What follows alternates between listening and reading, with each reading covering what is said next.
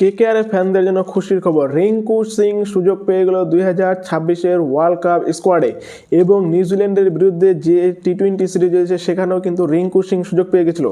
হঠাৎ করে এই রিঙ্কু সিংকে কেন বাদ দিয়ে দেওয়া হয়েছিল? কোনোরকম তাকে ম্যাচে সুযোগ না দিয়ে, কোনোরকম তার ফেলিয়ার কোনো কিছু না দেখিয়ে তাকে হঠাৎ করে বাদ দিয়ে দেওয়া হয়। আর এটা কিন্তু সত্যিকারের একটা খারাপ বিষয় ছিল, বিশেষ করে আমরা যারা রিঙ্কু সিংয়ের ফ্যান, রিঙ্কু সিংয়ের ব্যাটিং দেখতে যারা আমরা ভালোবাসি। কারণ রিঙ্কু সিং 2025-এ সেরকমভাবে সুযোগই পায় না টিম ইন্ডিয়াতে। একটা সুযোগ পেয়েছিল, সেটা এশিয়া কাপের ফাইনালে, সেখানেও তিনি এক বলে একটা 4 মেরেছিলেন, কিন্তু তারপরে তাকে সেরকমভাবে সুযোগ দেওয়া হয়নি।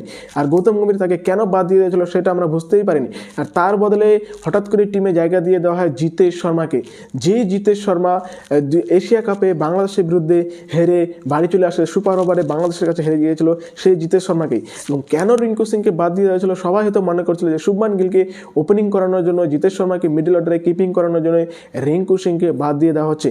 কিন্তু না, অবশেষে আমাদের গৌতম গম্ভীর এবং টিম সিলেক্টররা বুঝতে পেরেছে যে রিঙ্কু সিংকে মিডল অর্ডারে রাখা উচিত, ফিনিশারে রাখা উচিত। কারণ রিঙ্কু সিং অনেক ভালো ফিনিশিং দিতে পারে এবং রিঙ্কু সিং 2026-এ যে ওয়ার্ল্ড কাপ রয়েছে সেখানে গুরুত্বপূর্ণ ভূমিকা পালন করবে। তাই রিঙ্কু সিংকে অবশেষে সুযোগ দিল টিম ইন্ডিয়া 2026-এ যে নিউজিল্যান্ডের সিরিজ রয়েছে সেখানে, এবং যে টি-20 ক্রিকেট রয়েছে ওয়ার্ল্ড কাপ, সেখানেও কিন্তু রিঙ্কু সিংকে সুযোগ দেওয়া হয়েছে।